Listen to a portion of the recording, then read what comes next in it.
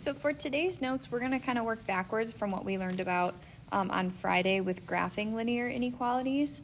We're going to look at today looking at a graph of a linear inequality and then writing the equation or inequality that matches that graph. Okay.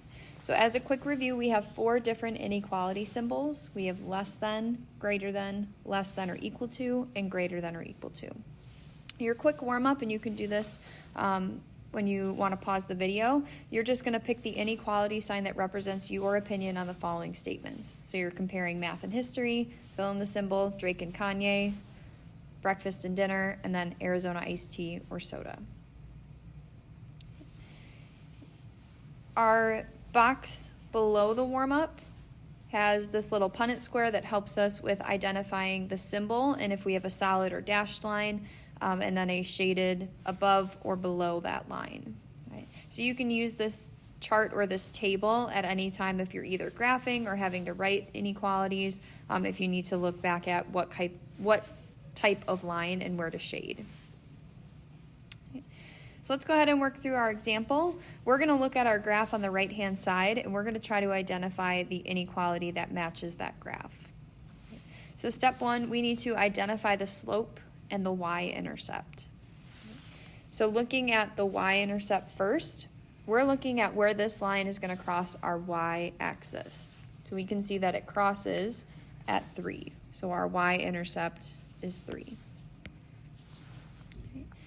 Looking for slope, our slope is our rise over run. So if we're looking at 2 points that fall on this line, right, I could pick that second point, and I'm looking at my rise over my run. So I have to go up 2, right 3.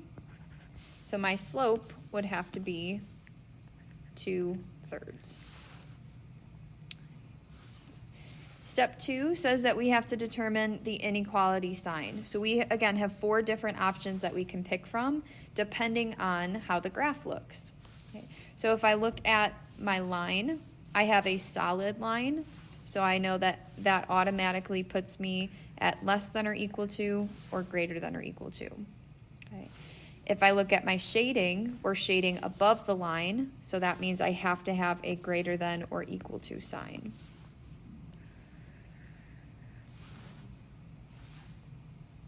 Okay. So now let's put all that information together.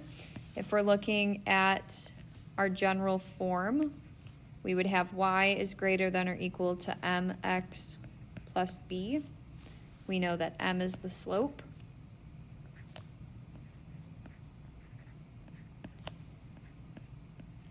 And we know that 3 is the y-intercept.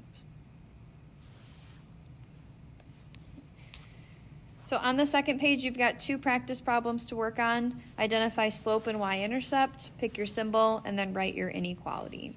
When you're done with those 2 practice problems, you can check it with the answer key that's on Google Classroom. Okay. After you finish these 2 practice problems, I want you to work on the IXL skill that's linked on the Google Classroom instructions as well.